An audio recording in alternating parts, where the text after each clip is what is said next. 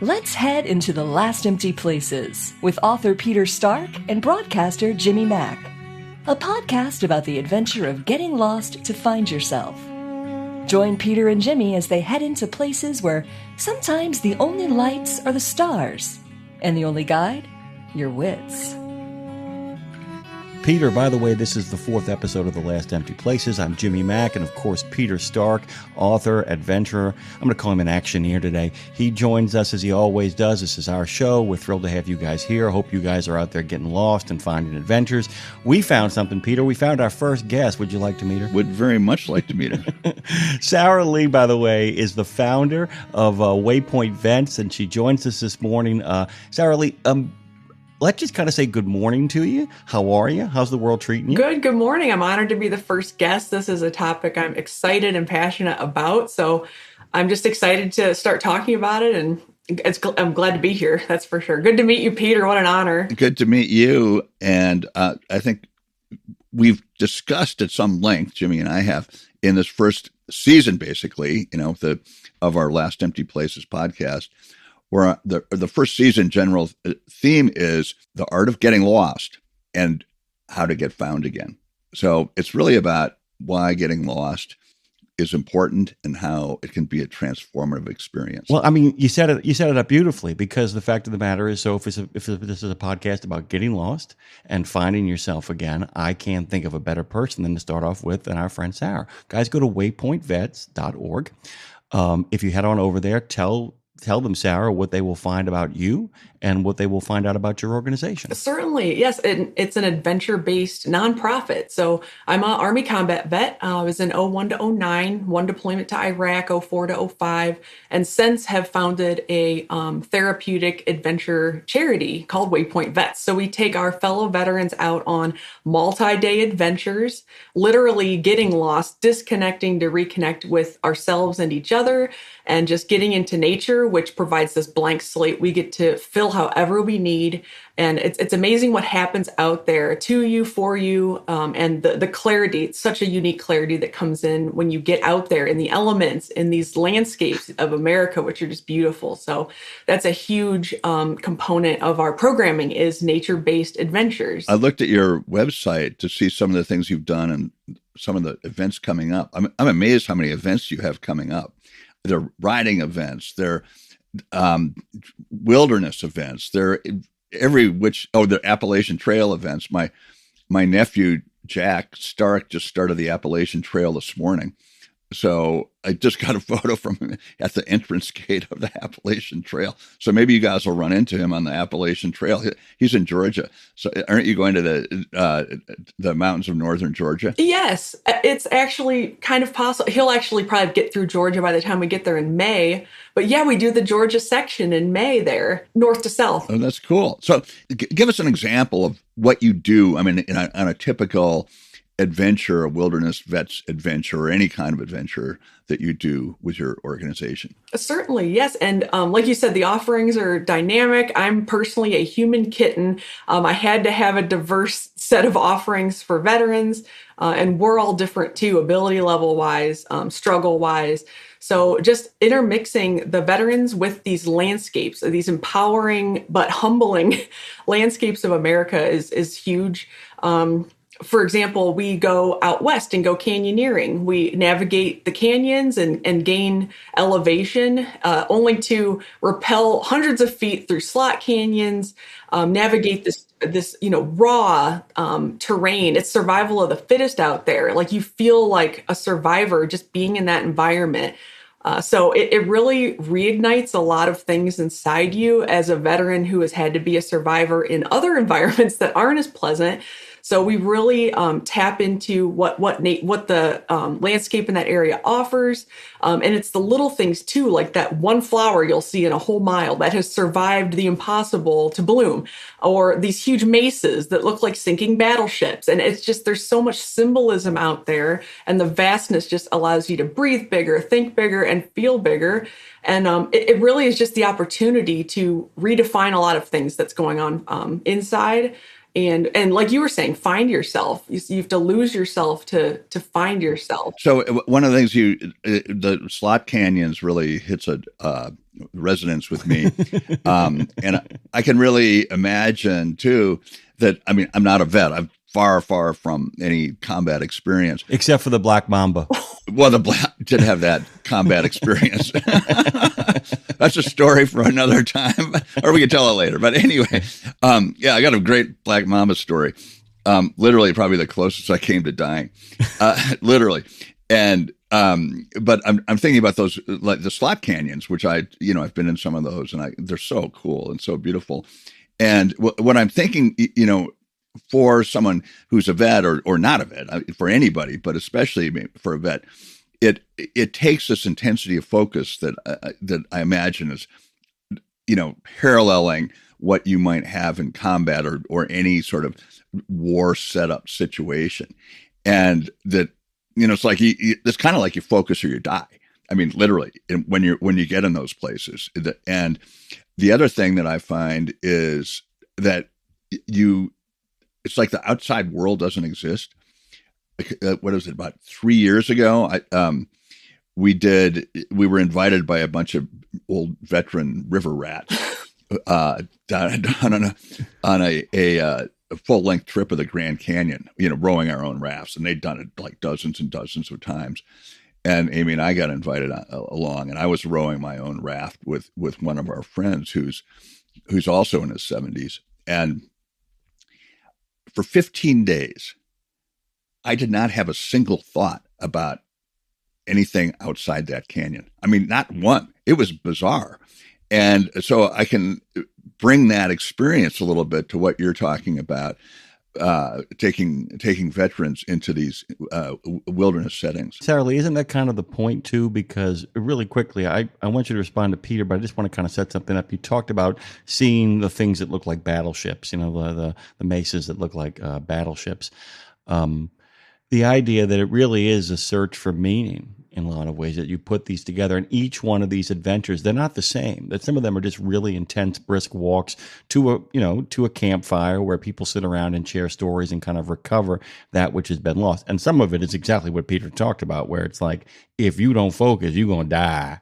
And so can you talk a little bit about, after kind of talking about that focus that you need in the more dangerous situations, how you curate these, how you make a decision to put these kind of things together, and who they're designed for? Yes, certainly. And to speak to your point about veteran or non-veteran, the overlap is immense, and there's so many similarities. Everyone's been through trauma or loss and felt those emotions that are tied to the scars. The wounds are different, but the scars are relatable, that really just build bridges between different demographics of human. It's about that human connection and the emotion attached to the things we've been through and the things we want for ourselves. So that's what nature provides too. Everything you described in your whitewater rafting trip, I mean, the cadence involved, you have to watch every rock and turn and swirl. You have to think ahead of time. There's no room. There's no room in your mind for the things going on back home. Those little daily decisions. There's no room. There's no room left. That's exactly right. And you're focused all the time, and you can be less focused or more focused, but as you say, like just the cadence of camping, it's, I don't know, we were almost 20 people, I think, and I don't know how many rafts and some kayaks, and just setting up camp it's like a kind of a mini military operation, and these guys have done it so many times that they have it down to a science. Same thing, breaking up camp, and then once you're on the river, you're constantly, there's so many rapids, of course, in the Grand Canyon that, that's like deep focus when you come to a rapid, and then when you're actually in the rapid, it's extra deep focus. So it's as you say, there's a cadence to it and it goes faster or slower, but it's never not there. Yeah, absolutely. The intensity is so key too. I mean, that river carved the Grand Canyon. It's not a gentle river. It's over hundreds of millions of years clawed through the earth in a way that no other element can. So just being one with that and partnering up with it in a way, it makes you feel mighty. It makes you feel empowered, but it's also very humbling, because if you blink or think, Anything can go wrong. You don't want to let your teammates down. I mean, just falling into that cadence, into the structure and that team environment, it really rewrites a lot of your own, like just being so self-contained and capable. Capable, yeah. I was going to say really quick, it's actually a question for you both. The only times I've ever got myself in real trouble in those situations, and actually, welcome to the Grand Canyon. We were actually going down the river. And this had happened to me one time when I was in Boy Scouts many years earlier. I disassociated, and I guess it's the best way to kind of say it. I kind of drifted. I kind of began to daydream, making my way up a red bluff and making my way down the river. The two moments where it happened. I was on a red bluff over in Colorado, and I began to fall. I lost my focus and I started to fall. Now, I wasn't in a situation where I was going to plummet, but it was a pretty steep fall. And I remember suddenly being like very hyper aware of the need to be completely focused on the task at hand, literally. And the other moment was on the river. It was spectacular. We had another one of the rafts in front of us, and I was doing what I was supposed to do, kind of, motor memory. I was doing what I was supposed to be doing, but I drifted and looked up at the boat, at the raft in front of me, and just was like kind of transfixed by how beautiful it was. And we hit a bump that almost tossed me out of the boat. That I never would have even been close to being thrown out if I hadn't been like drifting, you know what I'm saying? And so, we'll get back to the other question in a second, Sarah, but I feel like that's a more fun question. Have you, at Waypoint Vets, because we can talk about your service another time, but at Waypoint Vets, have you ever had that moment where, I need to focus a little bit more on what's going on right here, or I'm going to end up at the bottom of something? Yeah, I think just what it requires and demands to get in a harness and unattach that safety tether and put your weight back in that saddle, and you're like, I am committed to this rappel. And as soon as you feel your weight, that's a moment that continuously reminds me of wanting to be here. That fear that happens, it lets me know I want to live. It lets me know I don't want things to go wrong. And it takes a lot for me to feel that, but it's this beautiful reminder that I do want to be here and I want to do everything I can to stay here. And like every time you feed that, because you're rappelling 200 feet, the rope's heavy. Oh. You are feeding that rope into that carabiner until you get to a point where the weight above you is more. And then you could start doing the jumps and all that stuff. But like you are invested in getting down safely. It makes you trust the equipment, and it makes you trust the people around you. And most importantly, believe it or not, is it makes you trust in yourself again, because it starts inside, and so that it brings these adventures bring all that out of you. Is that we don't have to go there if you don't want to, but I'm thinking, that sense of not trusting yourself somehow, is that a post-combat experience or even an in-combat experience? Is that kind of a recognized part of the experience? Yeah, no, it's I think it's more common than veterans think that it starts that deeply inside them, that it is a self-trust. I think a lot of it comes from just the initial training, whether you've deployed or not, no matter what's happened throughout your military path, that initial training is so intense. All limitations are blown out of the water. Like you feel like you can do anything. The guy to your right and left will take a bullet for you and vice versa. It's this intensity, and you just feel like you can do anything. When you get out of the military, so much of your identity is wrapped up in that role as a soldier or a Marine or sailor or airman. And your body, it also takes a toll on your body. I say the military ages you in dog years, but really any intense, high impact, long-term events will do that too. So you come out, it went from your mind dictating your body to your body dictating the mental part. So as you kind of age physically, it definitely, can take a toll on the mental. And so just realizing that you are more capable of things than you think you are, that's a huge component in what these adventures bring out for you. And that's something we emphasize, is like, hey, you're still capable of these big things. You can trust yourself more than you think. Okay, yeah. And that liberation that comes with self-trust and self-respect translates directly into respect for others, into a peacefulness, into wanting to surround yourself that bring out your best parts, surround yourself with people that bring out your best parts, and environments that positively trigger you.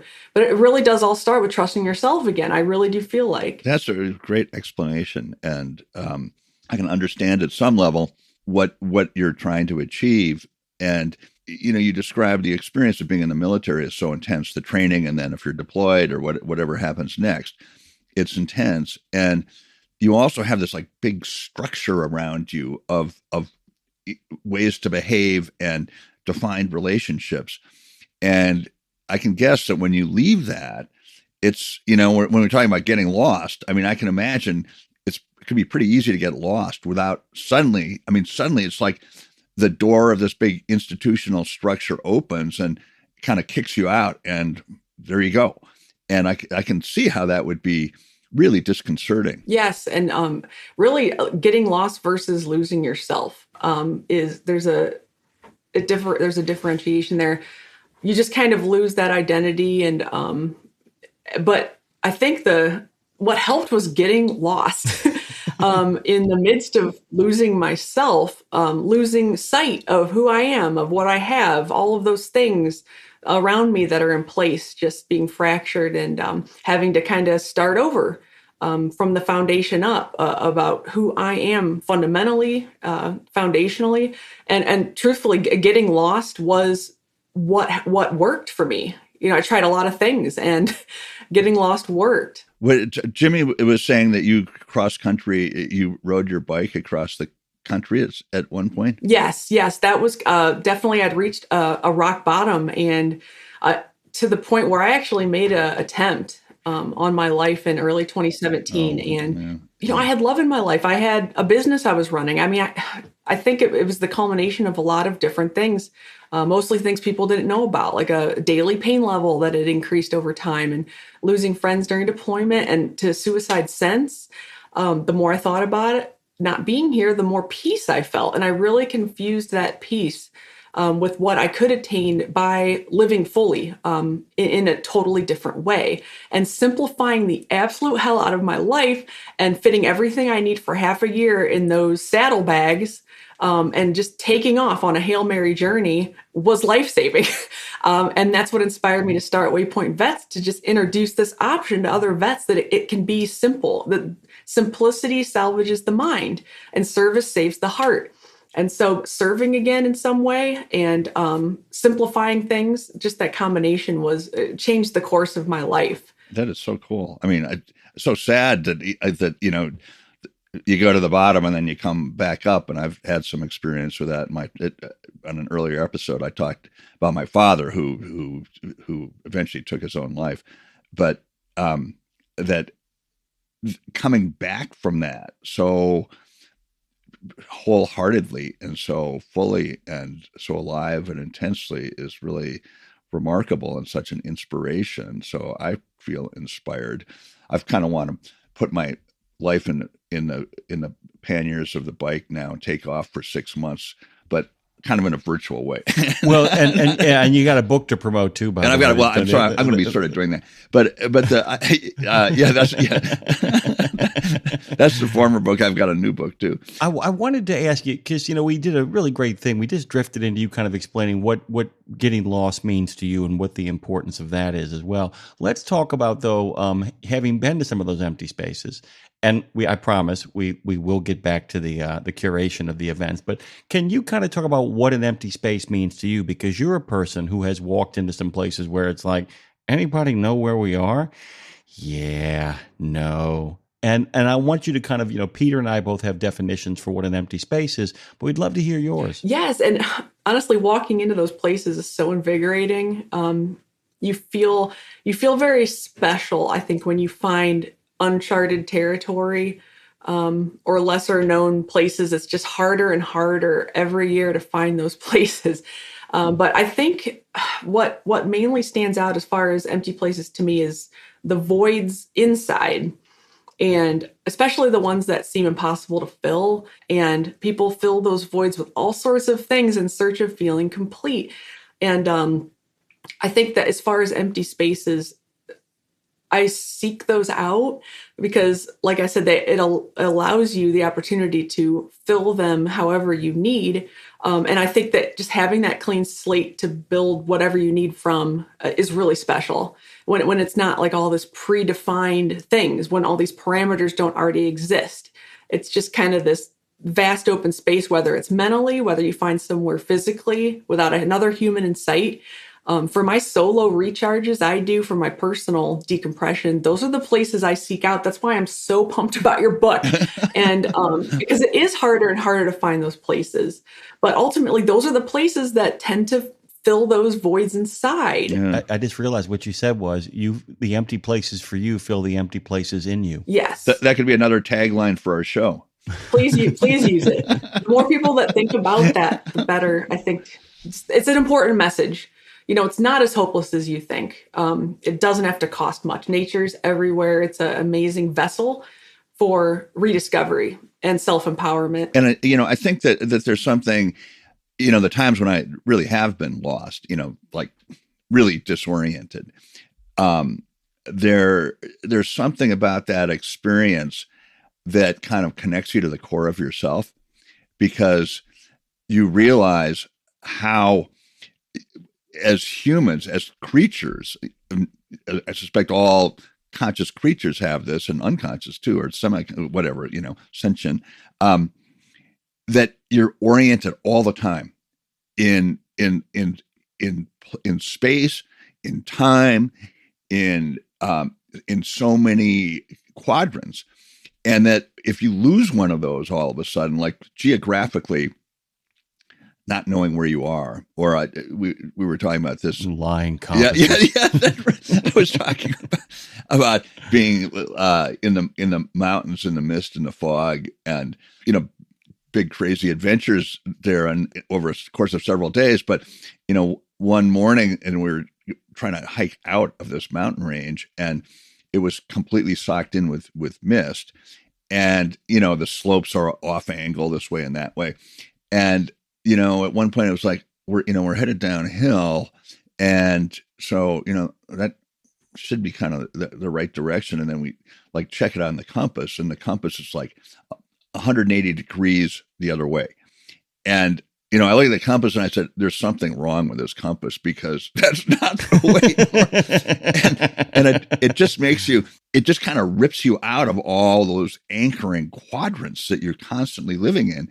And then making, it makes clear both how you are, as a creature, so invested in being on the surface of this planet, and also how disoriented you can be when you're suddenly detached from that. Yes, it can get scary very quickly. I think preparedness is a huge factor. You don't just throw yourselves into these environments. You want to think it through, do a little research. What do I need to survive? What can I get away with not having? Food, water, clothing. I think those are like really the three main things, the means to creating warmth.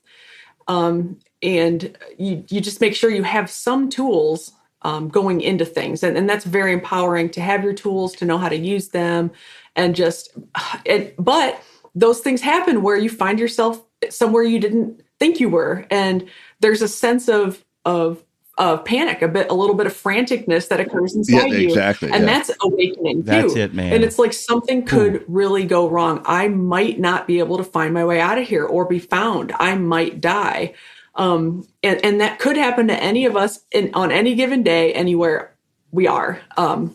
But when you are able to find your way out of it, and it does work out, and you hone in, like you said, like this laser focus is then required to survive. It takes you to your most primal self. Exactly. And when you like reunite with that primal version of yourself and make it through, it really shifts your perspective in so many ways when you survive those scenarios. One of the premises that we were talking about as we were getting into the show, the earlier episodes, was that it's such a transformative experience to, literally be lost in some way, whether it's geographically or emotionally or whatever, but to find your way out, to reorient yourself.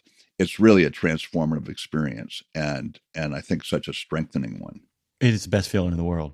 Before we run out of time, Sarah, because I knew this would happen, Tell a little bit about waypointvets.org. And I want to kind of go back to the curation of it, because like I said, sometimes it's just a bunch of people who want to have a great time, get some veteran camaraderie, deal with some personal stuff, but nothing heavy, take a really nice brisk walk, go someplace, or maybe just kind of, do the whole, rappelling thing, have a good time. Sometimes it's more serious stuff, and sometimes it's more physically challenging as well too. So tell a little bit about how you go about picking what empty spaces to put people in. And give us a story or two from some of these empty places. Sure, absolutely. Thank you. It really starts with that willingness. I think what brings us together and what allows for our rosters to fill and our wait list to grow is the willingness that we all have to have raised our right hand, to have gone into all these unknowns with these people we've never met, into these potentially deadly situations. And we know to be able to trust a group, which means the most to me, is when people sign up, they feel like they're in good hands. They've heard it from another vet. We outfit them completely. We make sure they have absolutely everything they need. We partner with outfitters, with guide services, and all these amazing folks that help keep our trips safe. We cover the lodging, we cover all the meals, we home cook the meals to their dietary restrictions and allergies. I mean, we think about creating that safe environment is pivotal in them shifting from closed off to open to the experience, open to receive, and eventually opening to share.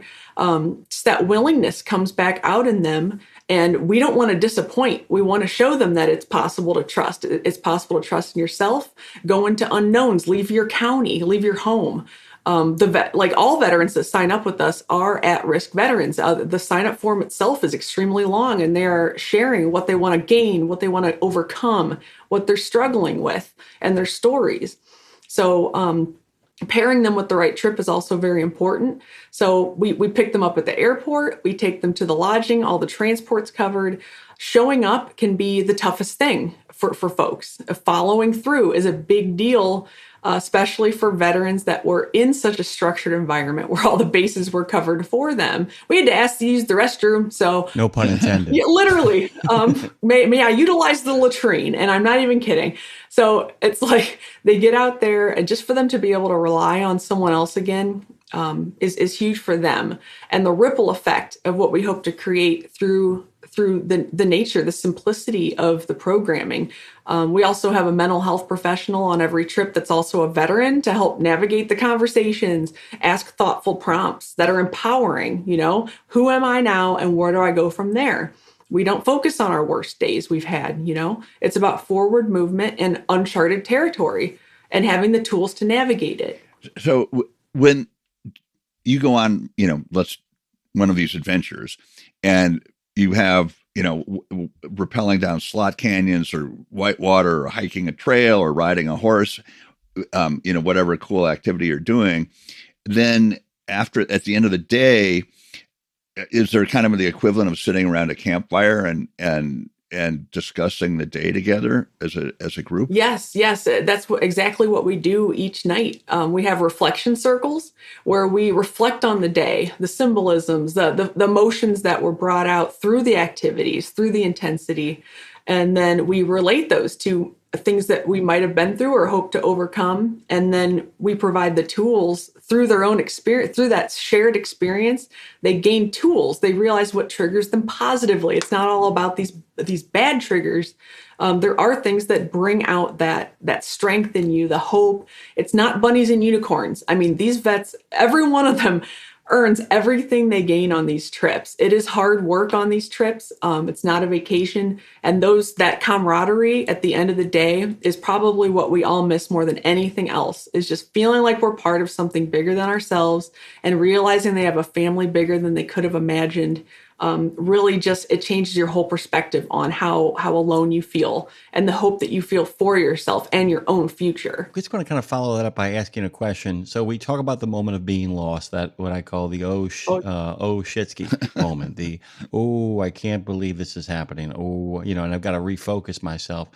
A lot of this is curated. Has there been a moment though on any one of the Waypoint adventures where it's been like, either either where you feel like I don't know where I am, or a moment where I'm really in trouble here, or where someone else there with you was in, I don't mean emotionally. Some of these people I know are in really bad places, and the whole point is to get them out. I'm talking about where you look over and it's like, I don't think Bob's going to make it. I think we got to get over to Bob before his rope gives way, or he falls over the boat. Have been ever a moment like that? We did have one. We scout these areas pretty thoroughly, and partnering with the guide services prevents so many injuries that normally would probably happen on these trips. I would say there was an incident on Mount Rainier. We had somebody on the team that was dehydrated, or they actually had an issue with one of their organs pre-existing that they didn't know about, and it acted up on that with the elevation and the intensity and things. So, but we do have an emergency plan for that stuff. He was actually life flighted right off the side of a glacier and taken in and taken care of. That could have been it for him. So we really do have like a plan A, B, C, and then, like you said, an oh shit plan as best as we can. Like we take, stuff for heart attacks on the trips and stuff. But I think it comes down to pairing those veterans with the right trip for them, where it's empowering, not defeating. When I'm responsible for people's safety, that takes me back to my military service too. And by all means, we're not like perfect, like we have challenges that come up, but because of the group, we really do solve a lot together. Like I just go into it telling everyone we are in this together. Anything could happen, even though we've been through this route, anything could happen. And so far, like as a team, it's just been, and we've relied on the participants to help.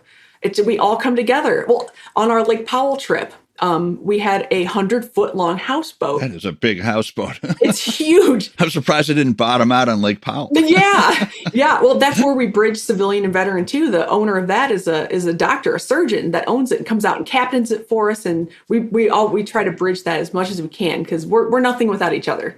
But anyway, this boat during our reflection circle, pitch black with a fire in the middle of nowhere. The only light is the fire in it reflecting off the canyon behind us. We heard a huge snap. And all of a sudden, this huge 100-foot houseboat starts turning away from the shore and turning toward Lake Powell. And we are way back in the furthest canyon as to not have signal. While we had a satellite phone, there was no time for that. We didn't say a word. Everyone stopped when that noise happened and waited and listened. And when we heard the water, without even speaking a word, the entire group jumped up from the beach and got on that rope as a rope team. Yep. And stop, and heels dug in the sand, heaving the rope. 20 of us, 15 or so. Wow. Like a solid unit, stopped the houseboat from drifting off. Because the mooring line had snapped, and a 100-foot houseboat weighs many, many, many, many tons. And so that is wild. I can just see that. And I have a photo of us on this rope too. I should find it. That's my nightmare, by the way, guys. I just want to let you know, one of the things that gives me what I call the irrational creeps is dark boats floating on bodies of water at night. I mean, when they're there, but they're not lit up, and all you just hear is the creaking and the moving. I went to a haunted house once where there was a giant warehouse room in the middle of it where you stepped onto a ghost ship, and I'm like, I'm done. I need to leave right now. That's like my nightmare. That's so valid. How'd you get it back? We pulled it. As a team back far enough to retie it to the anchor, and then we set up multiple more anchors. Yeah, extra. Gotta put that. I almost forgot about that story. That is the ultimate snap story, or whatever you want to call it on the podcast. I don't want to offend any listeners. No, I love snap. I love snap. I love that. It's like without even saying a word. We jumped. I have goosebumps talking about just we came together without even speaking, and that's the military. We didn't speak. We just so knew. Cool. We knew what to do, and it let them know exactly. Like you can rely on your instincts. You can rely on your reactions. Still, you know what to do. The Mount Rainier thing really resonates. Because and that how aware you have to be of the members of your team and how quickly you can get in trouble. And we're running out of time now, but I've got some pretty good Mount Rainier stories myself that we'll talk about another time. But that one time I did go up. Well, I think I've tried it twice or three times, and then the third time made it. to the top? Were you guys going to the top? Yes, and it's such a temperamental mountain. I guarantee it wasn't y'all. That's a great way to describe it. That is a Rainier's great like, way to it's not describe you, it. it's me, and here's an avalanche for you. And yeah, here's a crevasse. It's impossible Take to a jump. Well, yeah, and it's so visibly present all over the place too, Peter. I mean, anytime, literally wherever you are in Seattle, you can just look over and like on any kind of clear day, you're like, oh, there it is. The number of times I've looked at that mountain and went, I hate you. I hate you. I can't wait to get back, but I hate you. The brief story, I won't tell the whole thing, but you talk about being dehydrated, the person whom you were with. We had a similar experience, and I was going with a very experienced mountain guide, a friend, and we ended up doing it all at once, no stops. And it just didn't work out. and so we, like when the sun, we left the parking lot as the sun was going down. And when the sun was coming, which is 4,000 feet. And as you know, the mountain's 14,000 feet. And as my mountain guide friend points out, that's exactly the same height as Mount Everest. That's the same height you're climbing, vertical feet. And we left the parking lot sunset when the sunrise came up, and it was like August or July. It was just hot. And we were at the top, it was probably 2/3 of the way up, at the top of the Cleaver, the rocky section. And Disappointment Cleaver. We were just both wasted, and Disappointment Cleaver, exactly. And we'd run out of water, and we were wasted. And then we kept going a little farther, and he'd been up there dozens and dozens of times, but I don't think he'd ever tried it like nonstop like this. And we stopped, and I was like, my head was spinning. I was so wasted. And then I said, well, how far is it? Hours and hours and hours to the top. And then he started talking. He didn't make any sense. And, I realized that he was losing it with dehydration, and we'd climb so quickly. He was just kind of babbling. And I said, dude, we better go down. And so we did. But, it's one of those things where that it's such an extreme environment, and it can be benign and it can be so extreme. And, there's about 1 foot separating the benign from the extreme on that mountain. So anyway, great place to go. Yeah. The walk down too, though, that moment when it hits you, it's like, okay, we're gonna go back. We still don't have water. Still don't have water. That's one of the worst parts about, you've passed the point of no return. Exactly. And it's like, as you've talked about in Last Breath, you can't, people think you can ration water. If you're like running low on water, you can't take little sips. That's not how water works.